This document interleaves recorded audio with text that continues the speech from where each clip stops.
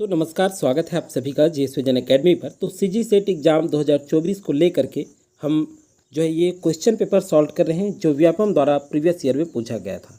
और ये question paper law का है। जो लॉ का तैयारी कर रहे हैं ध्यान रखिएगा, उनके लिए है ये वीडियो और इम्पॉर्टेंट रहेगा आपके लिए, क्योंकि हम जो है किस तरह से हम 2024 की तैयारी करें तो एक हमें मार्गदर्शन मिले, ये सहायता मिले कि किस हिसाब से हम तैयारी करें, कैसे क्वेश्चन पूछा गया है।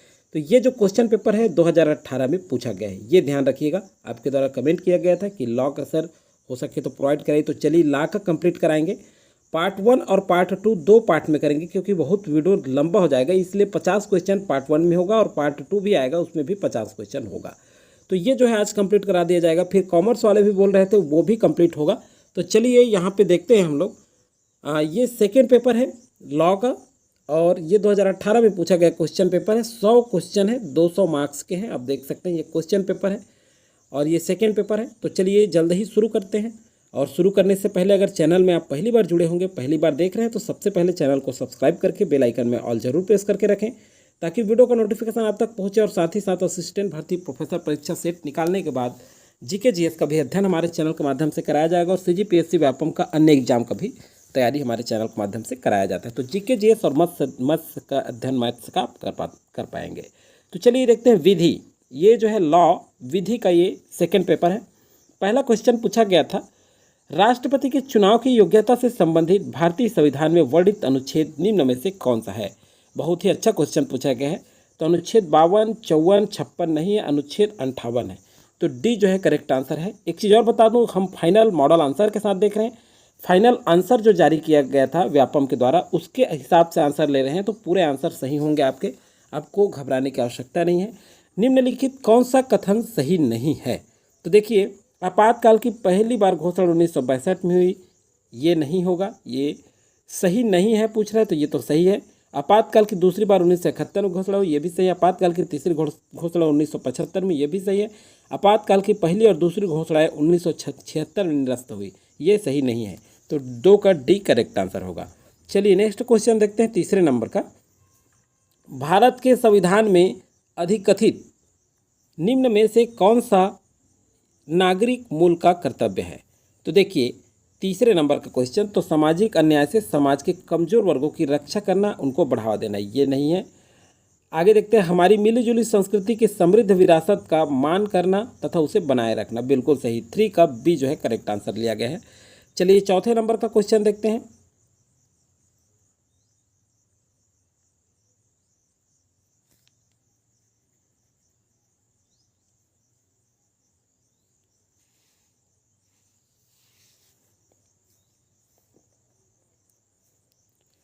चलिए तीसरे नंबर का क्वेश्चन है, भारत के संविधान में अधिकथित निम्न में से कौन सा नागरिकों का मूल कर्तव्य है। तो देखिए इसको जो है कूट के अनुसार आंसर लेना है। नीचे कूट दिया गया है, आप देख सकते हैं नीचे कूट में है। तो देखिए पहला देखते हैं, सामाजिक अन्याय से समाज के कमजोर वर्गों की रक्षा करना, ये नहीं होगा। अगला है, हमारी मिलीजुली संस्कृति समृद्ध विरासत का मान करना तथा बचाए रखना, ये होगा। दूसरी है, भारत की संप्रभुता एकता अखंडता को बनाए रखना, ये भी आएगा। और सार्वजनिक संपत्तियों की रक्षा तथा हिंसा से दूर रहना, ये भी आएगा। तो बी, सी और डी जो है सही आंसर होगा। ये जो ऑप्शन आपके बी में देखने को मिल रहे हैं, बी आपके करेक्ट आंसर होंगे। बी, सी और डी, ये बी जो है करेक्ट आंसर लिया गया है आपका थर्ड का। चलिए 4 नंबर का क्वेश्चन देखते हैं, ये भी कूट में है। राज्य के नीति निर्देशक सिद्धांत के उद्देश्य हैं। तो देखिए इनके क्या क्या उद्देश्य हैं, तो चलिए देखते हैं। कल्याणकारी राज्य की स्थापना, बिल्कुल पहला ही है उद्देश्य ये। हमारे आदर्श आर्थिक लोकतांत्रिक हो की नीति बनाना, ये भी सही है। और धार्मिक राज्य की स्थापना, ये नहीं है। सामाजिक आर्थिक न्याय को सुनिश्चित करना, तो ए, बी और डी, ये ऑप्शन आपको ए में ही देखने को मिलेगा। तो 4 का ए करेक्ट आंसर हो जाएगा। 5 नंबर का क्वेश्चन देखते हैं। अभिकथन है और कारण है। अभिकथन है, भारत का राष्ट्रपति संवैधानिक रूप से देश का मुखिया होता है। देखिए संवैधानिक रूप से देश का मुखिया होता है कह रहा है, तो ये तो सत्य है। कारण दिया गया, प्रधानमंत्री के नेतृत्व में सारी शक्तियाँ मंत्रिपरिषद के पास होता है। तो देखिए ए और आर दोनों सत्य है, और आर जो है कारण जो है ए की सही व्याख्या करता है, तो ए जो है करेक्ट आंसर होगा 5वें का। चलिए 6वें नंबर का क्वेश्चन देखते हैं। कॉपीराइट का स्वामित्व, ख्याति एवं व्यापार चिन्ह इत्यादि किसका उदाहरण है। तो देखिए 6वें नंबर का क्वेश्चन, ये मूर्त स्वामित्व नहीं, अमूर्त स्वामित्व का। तो बी जो है करेक्ट आंसर है छठवें का। 7वें नंबर का क्वेश्चन है स्वाभाविक कानून क्या है। 7वां, तो स्वाभाविक कानून क्या है, राज्य विधि नहीं, एक दर्शन जिसकी व्युत्पत्ति धार्मिक विचारों से हुआ है। सी जो है एक कानून जिसकी उत्पत्ति उच्च आकांक्षी सिद्धांतों तथा मूल्यों से हुआ है। तो 7वां का सी जो है करेक्ट आंसर लिया गया है। 8वें नंबर का क्वेश्चन देखते हैं, निम्नलिखित कौन से विधि के निर्धारण सिद्धांत के लाभ हैं। विधि निर्धारण के, देखिए विधि के निर्धारण सिद्धांत के लाभ हैं, तो ये इसे जो है कौन सा प्रस्तावना सही है। कूट में आंसर लिया गया है 8वां का। तो चलिए देखते हैं, यह न्याय प्रशासन में एक रूपता एवं निश्चितता प्रदान करता है, सही है। यह पक्षपात पूर्ण, स्वेच्छाचारी एवं कपटपूर्ण निर्णय से बचाता है, ये भी सही है। ए और बी सही है। और आर जो है सी देखते हैं, यह प्ररूपवाद होता है, नहीं। ए और बी सही है, सी गलत है, तो बी जो है यहाँ पे करेक्ट आंसर होगा। चलिए 9वें नंबर का क्वेश्चन देखते हैं। 9वें नंबर का क्वेश्चन है, निम्न में से गलत कथन ज्ञात कीजिए और कूट में ज्ञात करना इसे भी। तो देखिए पहला क्या है, पहला है वैधिक स्वामित्व वह है, पहला जिसकी उत्पत्ति समान विधि से होती है, जबकि इक्विटेबल स्वामित्व इक्विटी नियम के आधार पर कार्य करता है। तो देखिए ये सही है। उसके बाद कई प्रकरणों में इक्विटी स्वामित्व को मान्यता देता है, जबकि विधि वैधिक खामियों एवं दोषों की आड़ में मान्यता नहीं देता, ये भी सही है। और सी जो है इक्विटेबल स्वामित्व हमेशा एक विधि स्वामित्व के अस्तित्व को ठीक इसके उल्टे को भी मान्यता देता है, ये सही नहीं है। तो ए और बी सही है और सी गलत है। तो देखिए डी यहाँ पे करेक्ट आंसर होगा आपका 9 नंबर का। चलिए 10वें नंबर का क्वेश्चन देखते हैं, अभिकथन और कारण है। अभिकथन है आपका निवारणात्मक दंड का लक्ष्य होता है अपराधी को पुनः अपराध करने का अवसर देना, बिल्कुल गलत, ये तो पढ़ने से ही स्पष्ट हो जा रहा है। आर देखिए हमेशा अपराध का पुनरीकरण नहीं होता, ये भी सही है। तो कारण सही है किंतु अभिकथन गलत है, तो ए गलत है किंतु आर सही है। ए यहाँ पे करेक्ट आंसर होगा 10वें का। 11वें नंबर का क्वेश्चन देखते हैं, मान्यता का घोषणात्मक सिद्धांत निम्न कथनों से संबंध है, निम्न कूट के उपयोग से सही उत्तर चुनिए। सही उत्तर चुनना है कूट के हिसाब से। तो चलिए देखते हैं, मान्यता अंतर्राष्ट्रीय सदस्यता का एक साधन है, सही नहीं है। राज्य की मान्यता हमेशा राजनीतिक कार्य होता है, ये सही है। और मान्यता वर्तमान तथ्यों की घोषणा करना है, बिल्कुल बी और सी सही है। तो यहाँ पे बी जो है करेक्ट आंसर है, 11वें का बी करेक्ट आंसर हो जाएगा। अब चलिए देखते हैं आपका 11वें के बाद आपका है 12वें नंबर का क्वेश्चन, अभिकथन और कारण से संबंधित है ये भी क्वेश्चन। तो देखिए देखते हैं, अभिकथन अंतर्राष्ट्रीय विधियों के सर्वाधिक भागों में रूढ़िगत नियमों का समावेश होता है, तो बिल्कुल ये सत्य है। और कारण है रूढ़िगत नियम अंतर्राष्ट्रीय विधियों के प्राचीन स्रोत व मूल नियम नहीं होते, तो ये सत्य है परंतु आर गलत है। तो 12वां का सी जो है करेक्ट आंसर होगा। 13वें नंबर का क्वेश्चन देखते हैं, अंतर्राष्ट्रीय न्यायालय के जजों का कार्यकाल होता है। देखिए अंतर्राष्ट्रीय न्यायालय के जजों का कार्यकाल 9 वर्ष होता है, ये जो है करेक्ट आंसर होगा 13वें का। 14वें नंबर का, अलबामा का दावा है कि आर्बिट्रेशन केस इस वर्ष में निर्णित हुआ था। तो देखिए ये जो है 1852 नहीं, 1862 नहीं, 1872 में। तो 14 का सी करेक्ट आंसर होगा। 15वें नंबर का क्वेश्चन देखते हैं, निम्न में से किसके अधीन अंतर्राष्ट्रीय स्थायी न्यायालय की स्थापना की गई है। अंतर्राष्ट्रीय किसके अधीन की गई है, तो ये जो है लीग ऑफ नेशन के अधीन, तो सी जो है करेक्ट आंसर होगा 15वें का। 16वें नंबर का क्वेश्चन देखते हैं, ख्याल उल बुलुग है। देखिए ख्याल उल बुगुल है, तो ये क्या है, तो ये जो है वैध विवाह का एक रूप नहीं है, तरुणावस्था का विकल्प है। तो 16वें का बी जो है करेक्ट आंसर होगा। चलिए अब देखते हैं जो है 17वें नंबर का क्वेश्चन, मूता विवाह है। तो देखिए मूता विवाह क्या है, तो कूट में आंसर लेना है। तो चलिए देखते हैं, अस्थायी विवाह है, बिल्कुल सही। और सिया कानून में मान्यता प्राप्त विवाह नहीं है, ये किसी भी निर्धारित काल के लिए एक विवाह है, सी भी सही है। और आखिरी देखते हैं आपका डी, सुन्नी कानून में मान्यता प्राप्त विवाह, ये भी नहीं होगा। तो ए और सी आ रहा है, लेकिन सिया कानून में मान्यता प्राप्त विवाह भी है, ये भी आएगा। तो ए बी सी ये ऑप्शन देखते हैं, A B C, A B और सी में नहीं, डी में देखते हैं ए सी बी। तो देखिए डी जो है करेक्ट आंसर यहाँ पे 17वें का। चलिए 18वें नंबर का क्वेश्चन है, निम्न कथनों को पढ़िए और ज्ञात कीजिए कि हिंदू विवाह अधिनियम 1955 के तहत कौन से कथन सही है।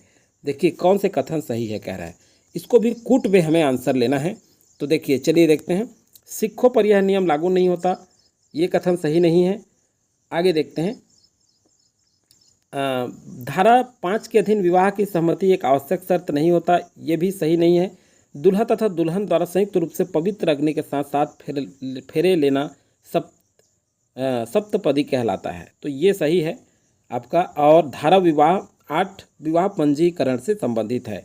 तो सी और डी जो है यहाँ पे सही आंसर है। बी यहाँ पे करेक्ट आंसर होगा 18वें का। 19वें नंबर का क्वेश्चन देखते हैं। गवाहों के अनुपस्थिति में मुस्लिम विवाह, देखिए कूट में लेना है ये आंसर भी। तो देखिए क्या होता है, सुन्नी नियमानुसार अनियमित विवाह है, बिल्कुल सही। और सुन्नी नियमानुसार सुन्नी विवाह है, गलत है। शिया नियमानुसार वैध होता है, ये भी गलत है। शिया नियमानुसार सुन्नी विवाह है। तो देखिए यहाँ पे ए और सी आएगा, ए हो जाएगा और ये सी होगा, शिया नियमानुसार वैध होता है। तो देखिए सही आंसर आपका डी में है, 19वें का डी। 20वें नंबर का क्वेश्चन देखते हैं, अभिकथन और कारण से संबंधित क्वेश्चन। तो क्या कहा गया है इसमें, चलिए देखते हैं। अभिकथन है तौहद इस्लाम, देखिए तौहद इस्लाम का सार है और मुख्य स्कंद इसकी ताकत, बिल्कुल सही है। इस्लाम के अन्य सभी नियम, मान्यताएं और आदेश इनकी नींव पर पड़े हैं। तो ए और आर दोनों सत्य है और आर ए की सही व्याख्या करता है। तो 20 का ए जो है करेक्ट आंसर लिया गया है आपके व्यापम के द्वारा। अगला है अभिकथन तथा कारण दोनों को पढ़िए और उसके हिसाब से आंसर लेना है 21 का। तो देखिए अभिकथन है नज़दीकी संबंधियों में स्वाभाविक प्यार और स्नेह पर आधारित लिखित और पंजीकृत करार बिना किसी विचार के अपरिवर्तनीय होता है, गलत है। कथन है आर है भारतीय अनुबंध अधिनियम की धारा 25 की प्रथम अपवाद के कारण ऐसा हो गया है। तो देखिए दोनों गलत है, ए और आर। तो यहाँ पे ए जो है करेक्ट आंसर लिया गया है। 22वें नंबर का क्वेश्चन देखते हैं। लोकनीति एक अत्यंत ही बिगड़ैल घोड़ा है और जब आप इस पर सवार होते हैं पता नहीं होता कि यह आपको कहाँ लेके जाएगा। यह नियम निम्न में से किसके वाद में दिया गया। तो देखिए 22 का रिचर्ड्स वर्सेस ये मेलिस, तो बी जो है यहाँ पे करेक्ट आंसर होगा 22वें का। 23वें नंबर क्वेश्चन देखते हैं। शर्त के तौर पर करार शून्य होता है, उपरोक्त सिद्धांत को भारतीय अनुबंध अधिनियम की धारा किस में वर्णित किया गया है। तो 23वें नंबर का क्वेश्चन है, इसको जो है धारा 30 में वर्णित किया गया है। तो बी जो है करेक्ट आंसर होगा। सी नंबर का क्वेश्चन देखते हैं। अनुबंध पर कुंठा की प्रभाव को भारतीय अनुबंध अधिनियम की धारा खाली स्थान में दिया गया है, 24वें नंबर का क्वेश्चन। तो ये 56 में दिया गया है, सी जो है करेक्ट आंसर होगा। 25वें नंबर क्वेश्चन देखते हैं। इनमें से कौन से कथन सही है। तो देखिए 25वें नंबर में 25 नंबर का क्वेश्चन। तो देखिए यहाँ देखते हैं, प्रत्येक करार और करारों के प्रत्येक सेट एक दूसरे के लिए वचन निर्माण करता है, सही। कौन सा कथन सही है, यह कथन सही नहीं है 25 का। अगला देखिए, कानून के द्वारा लागू किया गया करार अनुबंध होता है, ये बी सही है, 25 का बी जो है करेक्ट आंसर होगा। 26 नंबर का क्वेश्चन देखते हैं। टार्ट को सिविल अपकृत्य के रूप में परिभाषित किया गया है जिसकी रिमेडी होती है। तो देखिए 26 का देखते हैं। ये जो है देखिए अनलिक्विडेड हानियों पर कार्रवाई करना, तो ए जो है करेक्ट आंसर होगा। 27 नंबर का क्वेश्चन देखते हैं। 27 नंबर क्वेश्चन है, कपोत छिद्र सिद्धांत का प्रस्तावक है। तो देखिए बी जो है यहाँ पे 27 करेक्ट आंसर होगा, सालमोंड, बी जो है करेक्ट आंसर है। समय कम है इसलिए डायरेक्ट आंसर देख रहे हैं। 28वें नंबर का क्वेश्चन देखते हैं। टार्ट किसका उल्लंघन है। तो ये राइट इन रेम का, तो बी यहाँ पे करेक्ट आंसर होगा। 29वें नंबर क्वेश्चन है, आपराधिक षड्यंत्र के लिए व्यक्तियों की आवश्यक न्यूनतम संख्या क्या है, 2 होना चाहिए। तो 29 का भी बी सही है। 30 नंबर का क्वेश्चन देखते हैं। निम्नलिखित को कूट की सहायता से अपराध चरणों के अनुक्रम में व्यवस्थित कीजिए। तो देखिए 30 क्वेश्चन का चलिए देखते हैं। पहला होगा अपराध करने की चाहत, फिर उसके बाद आ जाएगा सी अपराध करने की तैयारी, फिर उसके बाद डी हो जाएगा अपराध करने में लगना, फिर होगा अपराध को अंजाम देना, ये क्रम होगा। तो सी जो है करेक्ट आंसर होगा। 31वें नंबर का क्वेश्चन देखते हैं। यदि कोई पुरुष किसी महिला के द्वारा इंटरनेट, ईमेल या इलेक्ट्रॉनिक संचार के किसी अन्य रूप का उपयोग निगरानी रखता है तो वह किस प्रकार का अपराध करता है। 31 का, तो वह जो है इसने देखिए यौन प्रताड़ना नहीं, यौन प्रहार, घरेलू हिंसा नहीं, ये जो है स्टॉलिंग, देखिए स्टॉकलिंग ये करता है। तो सबसे सही आंसर 31 का डी है। 32वें नंबर का क्वेश्चन है, आईपीसी की धारा 494 के तहत द्विविवाह के अपराध के संबंध में निम्न में से कौन सा कथन सही नहीं है। 32 का, तो ये देखिए अभियुक्ति अवश्य ही पहली बार विवाह कर रहा होगा, तो ये कथन सही नहीं है, बाकी सभी सत्य है तीनों। तो 32 का ए जो है करेक्ट आंसर है। 33 नंबर का क्वेश्चन देखते हैं। धारा 366 बी में प्रावधान किया गया है कि 21 वर्ष से कम आयु फॉरेन कंट्री की बालिकाओं को भारत में लाकर अन्य किसी पुरुष के साथ शारीरिक संबंध स्थापित करने के लिए मजबूर करना एक दंडनीय अपराध है। यह फॉरेन कंट्री का क्या तात्पर्य है और इसमें क्या सम्मिलित है? 33 नंबर का। तो देखिए, केवल भारत के बाहर के देश नहीं, भारत के बी है, भारत के बाहर के देश अथवा जम्मू और कश्मीर राज्य, ये भी शामिल है। तो बी 33 का बी जो है करेक्ट आंसर होगा। 34 नंबर क्वेश्चन देखते हैं।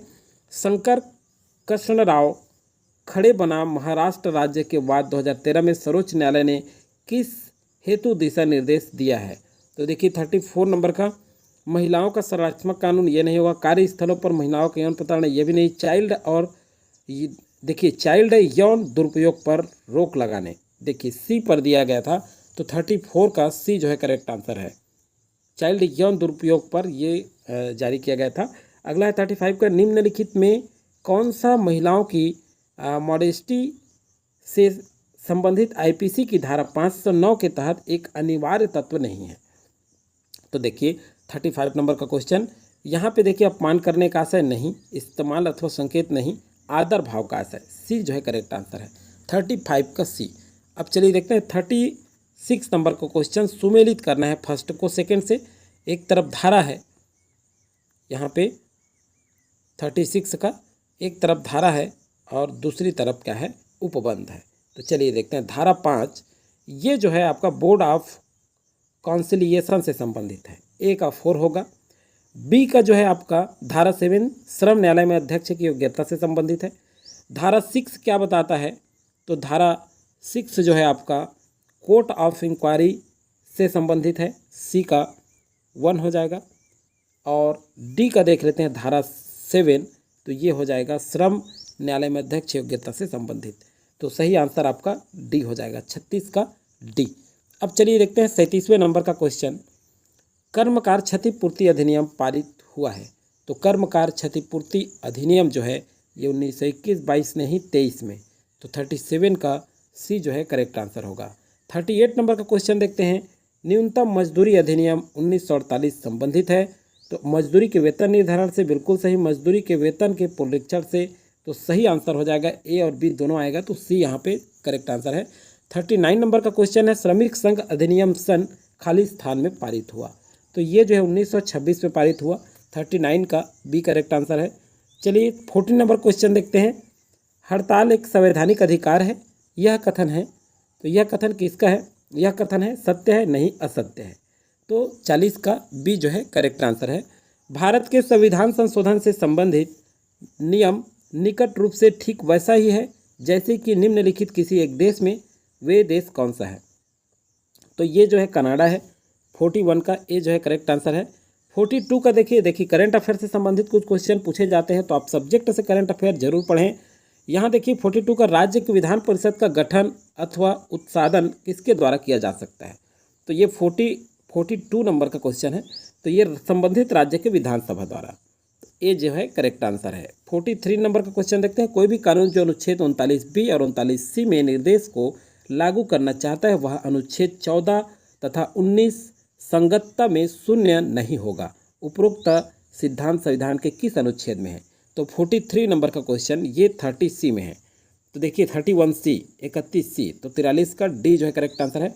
44 नंबर क्वेश्चन देखते हैं। निम्नलिखित को पढ़िए और कूट के अनुसार आंसर देना। भारत के संविधान में न्यायपालिका की स्वतंत्रता सुनिश्चित की गई है। अब देखिए कूट के अनुसार आंसर लेना है इसका। तो देखिए 44 नंबर का क्वेश्चन है। 44 नंबर का क्वेश्चन देखिए कूट के अनुसार से सुनिश्चित कौन सा की गई है, एक बार पढ़ लीजिए। भारत के संविधान में न्यायपालिका की स्वतंत्रता के लिए क्या सुनिश्चित की गई? जजों के कार्यकाल की सुरक्षा की सुनिश्चितता के द्वारा। तो देखिए यहाँ पे ए जो है ए सही है और बी चलिए पढ़ते हैं। जजों के वेतन की सुरक्षा द्वारा, ये भी उनकी विशेषाधिकारों, भत्तों तथा अनुपस्थिति, छुट्टी और पेंशन से संबंधित ये भी आएगा। और संविधान द्वारा तय सर्वोच्च न्यायालय तथा उच्च न्यायालय के जजों के वेतन में सिवा वित्त आपातकाल के न तो घटाई जा सकती है और न ही परिवर्तन लाया जा सकता है, इसकी निश्चितता के द्वारा। तो ये चारों आएगा, चारों जो है सुनिश्चितता की गई। तो ए, बी, सी और डी ये चारों होगा। तो यहाँ पे 44 नंबर का डी जो है करेक्ट आंसर होगा। 45 नंबर का क्वेश्चन देखते हैं। निम्न को कूट को उपयोग से सही उत्तर चुनिए। भारतीय संविधान के अनुच्छेद 26 के अनुसार प्रत्येक धार्मिक संस्थान को क्या किया गया है। देखिए 45 नंबर का क्वेश्चन, तो यहाँ पे देखते हैं धार्मिक और दान के लिए संस्था स्थापित तथा चलाने का अधिकार होगा, ये सही है। धार्मिक मामलों में उनका स्वयं का प्रबंधन का अधिकार होगा, ये भी सही है। सी चल और अचल संपत्तियों का अर्जन तथा स्वामित्व का अधिकार होगा, ये भी सही है। और डी उन संपत्तियों पर कानून के अनुसार एडमिनिस्ट्रेशन का अधिकार होगा, ये भी सही है। तो ए बी सी और डी ये सभी आएगा। तो यहाँ पे ए बी सी और डी, तो बी जो है करेक्ट आंसर है। केवल ई नहीं होगा, चैरिटेबल संस्थानों का न स्वामित्व होगा और नहीं स्थापित करने का अधिकार। तो इस तरह से ई बस नहीं होगा, बाकी चारों है। 46 नंबर का क्वेश्चन देखते हैं। 46वें नंबर का, तो चलिए देखते हैं। सूची फर्स्ट को सूची सेकंड के साथ सुमेलित करना है। तो चलिए, पहला है अनुच्छेद 32। अनुच्छेद 32 जो है, अब देखिए क्या कहता है, अनुच्छेद 22(1) ये आर्बिट्रेरी गिरफ्तार और डिटेंशन से सुरक्षा।